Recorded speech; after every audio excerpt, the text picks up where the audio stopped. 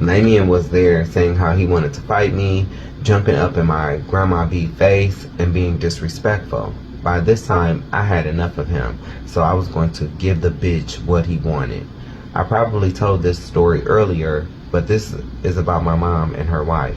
My mom called me as I was coming back to the house. She stopped me from beating Lamian's ass that day. Like I said, he is the type that will pick with you, but then run when it's time to fight. He had been going off on everyone using Queen's death and him being on hormone shots as an excuse to do so. We had got into an argument before, but he knew I was coming home, so he tried to smooth things over with me by the time I had come home and would see him. I knew my time was coming when he would try me again. Aries hold grudges, but act like shit is cool. He waited until I was gone to try and do his big one, only to still end up getting dragged. He already knew what would have been the outcome had we been face to face. My mom saved his ass. She threatened to call the police on me while that trash bag was at the house, jumping in my grandmother's face, talking shit about me on Facebook. Then to hear her wife was consoling him, totally feeding into his scheme, but she had her reason because she wasn't liking me at this point. She liked me when I co-signed for her and my mom on that $15,000 loan that her and my mom did not pay back, which resulted in the loan going into default. I was on the phone with my mom and she was saying, "This is my family." It was the most weak shit I had ever heard, and I was truly disgusted with her. I said, "I am your son," and she kept saying, "They are my family." So right then and there, she chose her fate. Later on, she was trying to say how she didn't know how Lamia was jumping in Grandma's face, but I wasn't buying it. I had already made my decision. I hope and pray that the family will come together and take care of her in her old age, because whatever happens, I will not be present. I'm so done. You can stick a fork in me. And to be honest, I never felt better. I had to see these people for who they truly are, and I have. I owe you till you're 18. Okay, well, let's go with that and all that comes with.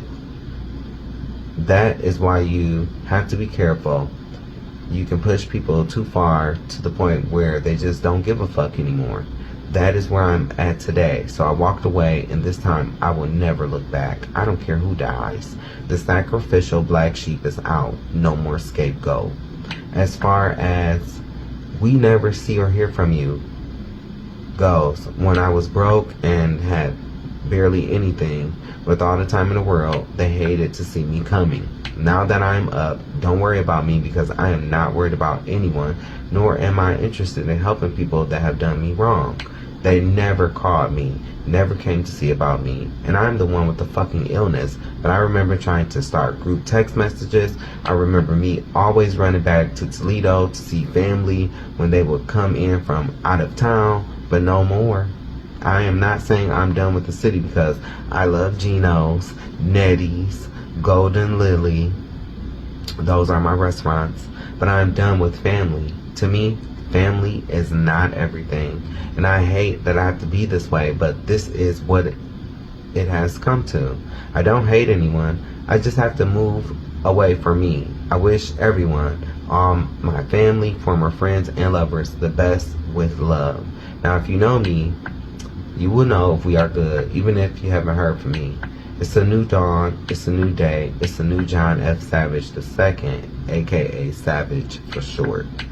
I'm done with people using me for their personal gain. I'm done investing my energy in people, places, or things that don't serve me. Tired of being people's psychologist, but I know that they were just lessons that I had to endure to get to where I'm going in life. After all the energy vampires that I've come across is given, if you not even trying to pour positive energy into me, in which I don't really need because I have my own. If I feel like you want me to chase you and deal with your baggage, then I don't want you. I don't care how fine you are. I am not just speaking in regards to an intimate relationship. I am speaking about all relationships, including family. I can be by myself, and after coming out of my shell, trying to be social and dealing with fake ass family, my shell don't seem too bad after all. I have no regrets. I don't want to fight nor argue with anyone. I just want to live a better life in peace I am not here to validate, chase, or praise people. I don't even like to be validated, chased, nor praised. Like I said, I don't like nor do I need to be in any spotlight. I have seen how people get a little power / clout and go crazy. I will not have that in my life. I learned my lesson about who I choose to hang around, and now I know that I can't save everyone. No more karmics. Karmics, parentheses, karmic people, aka toxic people, are made by way of people refusing to do the work they needed to do over time in order to spiritually ascend, grow up. These are bitter peeps who are not over their ex, taking it out on everyone else, rushing into new relationships based off sex and materials because they are not healed from the last. These are people who are comfortable not growing emotionally, mentally, and spiritually.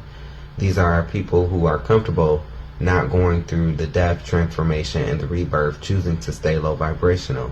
These are people who are jealous because of a person's existence, even how others perceive you. Everyone has been in karmic energy, but it's about choosing to grow up, evolve, change, repent, whatever you want to call it.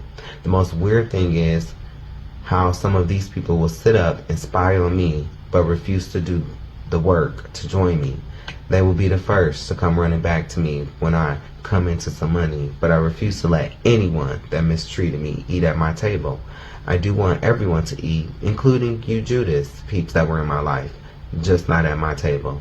The last Judas I encountered was a 42-year-old Pisces named S, not the Pisces named M. That I thought he was going to get over on me.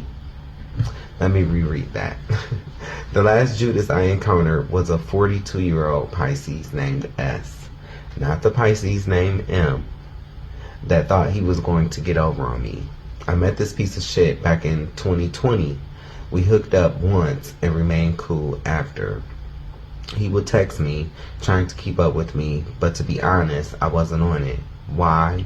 I don't like uncut dudes. And when I met him, of course, he didn't have his own place or car, but he did have a job. He was a manager at McDonald's. They always seemed nice and charming, but he seemed nice because he was always polite, but he wears a mask to hide who he truly is. He had stopped trying to get up with me because he was caring for his mom, who became really ill and would eventually pass away. So I went my way and he went his way. We would meet back up in 2023. Fast forward to me minding my business in 2023 towards the middle of March. I was healing from all the BS I had went through with the two Tauruses and the Coven of Witches / Secret Society. I knew that they were still doing black magic on me, but I also knew that I am protected by the Most High. I would still check up on him, the Taurus I used to have feelings for, named Jester. From time to time, I was still watching this group because I felt like, even though I know the truth about them, I was still collecting evidence, in which I have a playlist titled Proof. I was enjoying watching them turn on and expose each other. What I had been feeling about this family / coven was confirmed when I had seen the Taurus that I used to have feelings for crawl back to his ex-boyfriend / owner. His ex branded him, saying that he owned him even when they were not together. That was the confirmation of his ex making a deal with the devil to get him back his property. I believe he, the guy I used to have feelings for, also made a deal with the devil to offer me up as well. But nah, I work for the Most High. Clearly, him and his ex both have a poverty slave mentality based on them viewing people as property. Our ancestors were raped, tortured, and placed in chains. Our oppressors would steal our children, placing them in chicken coops in the hot-ass sun. At night, they would come back to get the kids, taking them to the swamps, where they would tie ropes around the kids, throwing them into the swamps, using them as gator bait. They would make purses out of our ancestors' skin that were slaves. He really had the nerve to sit up and let someone call him property. These two clowns are in Atlanta, Georgia, the South, still suffering from the Willie Lynch syndrome. I thought to myself, wow, what a low vibrational mindset you both have. I don't want shit to do with you, ever. Eventually, he will have to realize the severity of the consequences from the choices in life that he made. He cannot continue moving through life projecting and blaming everyone else for his behavior.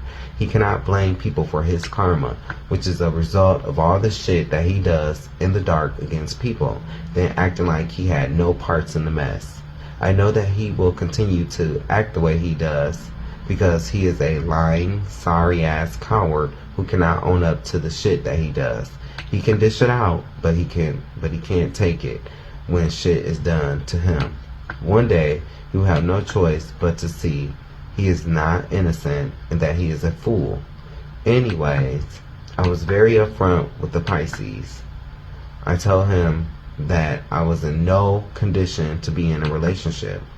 I told him everything because I honestly was trying to detour him away, but for some reason, he just would not stop pursuing me. It was like he was trying to prove something to himself. He came in trying to be a savior, talking about how God told him it was destined for him to take care of me. Just one problem. I am too damn independent for that. Yes, he came in saying all the right things, but I knew something was just off about him and the whole situation. I figured since we had history, we had been so cool with each other. He is older, so it shouldn't be drama. He has a good job and seems to really be into me, so it shouldn't be any problems. We started talking, but as time passed, I started to notice little things. I was starting to see through his facade. He was a king trying to pose as an emperor. Some men will do stuff like wine and dine you to get you, but once they get you, the whining and dining fades away. He came in posing like he is this great provider, but it's a mask. He's the type that doesn't want his partner to make more money than him. He became jealous / possessive. The first time that I knew he was full of shit is when we were at the mall and he faked like he was sick because he didn't want to spend money. The second sign that I knew he was not / what he was trying to portray is when he told me he was paying $600. He was paying a $600 car note for a 2016 Jeep Grand Cherokee. I said to myself, oh, you don't know how to do business. That was a bad deal, and it had 95,000 miles on it. He said to me as he was bragging about his truck, the dealer said it was almost new. I said, not with 95,000 miles on it.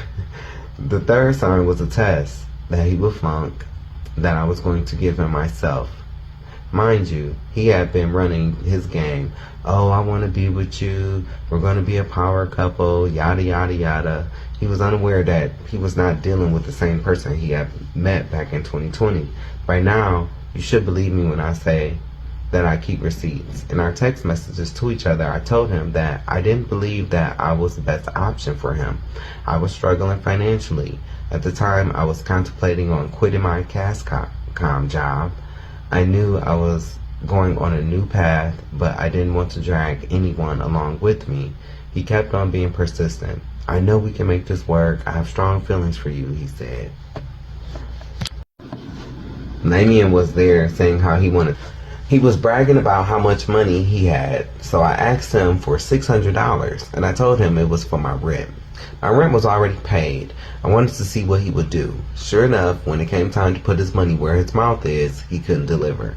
I got the, oh, okay, we'll figure it out. With so many people, parentheses, especially family and friends, in my past telling me, oh, okay, we'll figure it out. I know it's usually followed by them ghosting me, and I figured it would be the same with him. I was expecting him to at least offer half, $300, but he didn't even do that, which was cool. It just let me know that he was here to waste my time. I told him that I felt like I had been down this road that him and I were headed down, but this time I am getting out of the car before it crashes. I broke it off with him, basically telling him what I had been telling him. Financially, I am not in a place where I can be in a relationship. I have to focus on me. This boy begged and pleaded with me to not give up on us, trying to emotionally manipulate me because he's a Pisces, telling me he has strong feelings for me. I even said to him, how can you love me so fast? It's only been a few days. I made it very clear to him that I was not in love with him, and I told him multiple times that I was not putting my all into whatever we had going. I was very honest. He kept being a pest, trying to emotionally manipulate me. So I said to myself, okay, you're playing with the wrong one, but I got something for you. Why? Because during this time that we were texting back and forth on April 8th, 2023, I had caught him in a few lies, and that really pissed me off. When he hit me back up to see if I had paid my rent, I acted like shit was all good, and we started back talking. He was staying around the corner from me. He was on a lease with his sister, her husband, and his nephew. He was mad at them because he said he felt like he was paying too much in rent over there. You know what's next?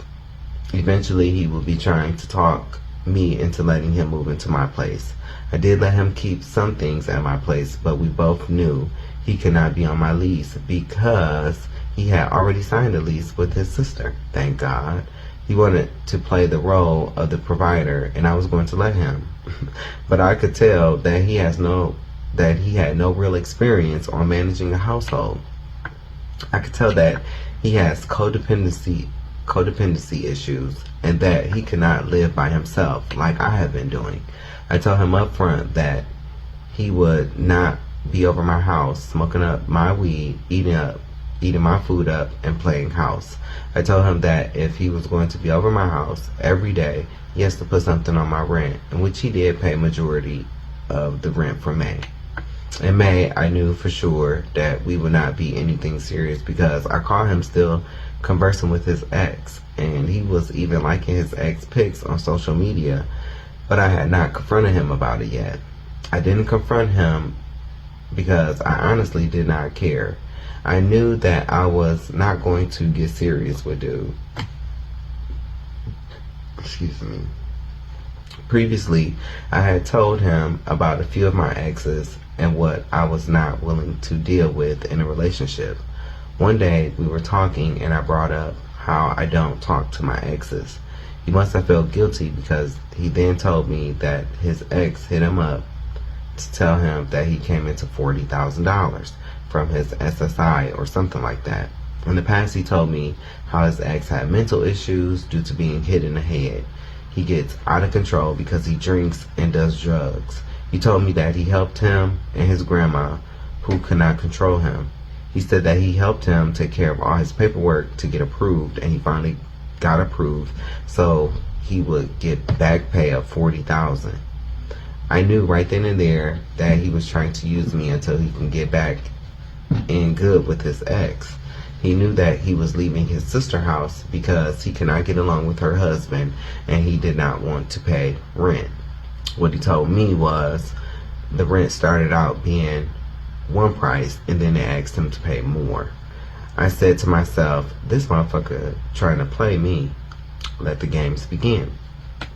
A few days later, I confronted him about liking his ex pics after he got upset with me because I brought up something that my ex did that I didn't like. He admitted to still talking to the ex, but this boy tried to lie to me about liking his pics. Now it's all these excuses. I didn't make this page. I didn't even know we were friends. I don't know how that got there. He started yelling. His mask slipped. While I was speaking calmly, I told him, you can yell all you want, but that doesn't make my evidence null and void. Oh yeah, I took screenshots in case he tried to lie, in which he did. I gagged his ass when I pulled out those screenshots. He still continued to lie. Pisces, Scorpio, until they get mad, then they tell you the truth to hurt you. Taurus and Virgo men are the biggest liars.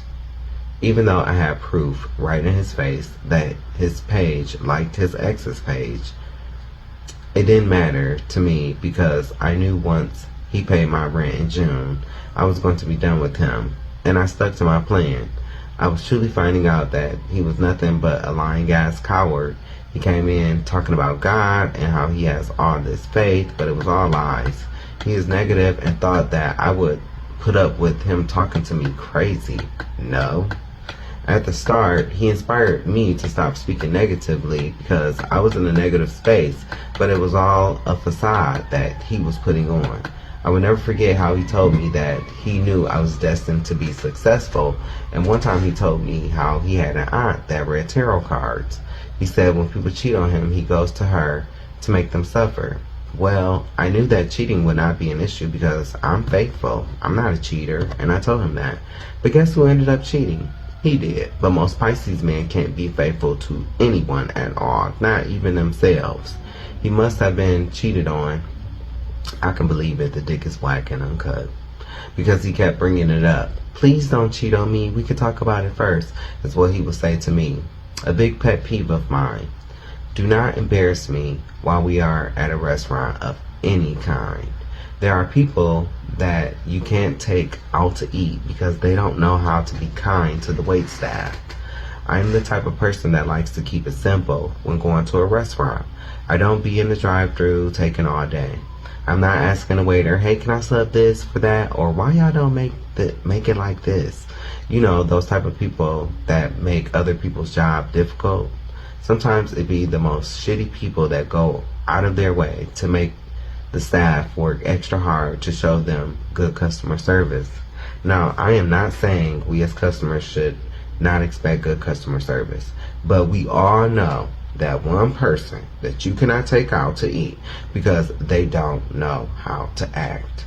I always try to show respect to the host / staff because people will spit in your food. Just because someone is at work does not mean they have to kiss your ass, and I don't believe the customer is always right. One time I was out with a friend and she forgot to say that she didn't want some sauce on her food. So when the meal came out, she made it seem like it was the waiter's fault. She sent the food back while I kept mine, then tried to get half off on her meal, and when they wouldn't do it, she made a scene. That was the last time I went out with her to any restaurant. That behavior is so embarrassing. That was a former friend from back in Toledo. But I had another former friend that was here, could not go out with her, could not take her out to eat because, baby, no. And so I said that to say the Pisces S is kind of like this. He gets super mad at establishment that don't sub this for that. One time we went to a little corner store restaurant, the Hood Spots that be owned by the Arabs, and I knew what I wanted, so I ordered first. He got upset because the restaurant would not put his hot dog on the gyro bun because he didn't like the poppy seeds on the bun the hot dog came with. He decided not to get anything, but I could tell he had an attitude. He kept saying little negative shit like, I don't spend my money at places where they don't accommodate their customers. What he was really saying is, since he didn't get shit, I shouldn't have got shit from there either. That's that passive aggressive controlling shit that I won't deal with. I told him, you think because you was a manager at McDonald's that everybody should run their business how you allegedly ran your shifts. It's the same with the food trucks. If they say they don't sub something, they don't have to do it to make you happy. He was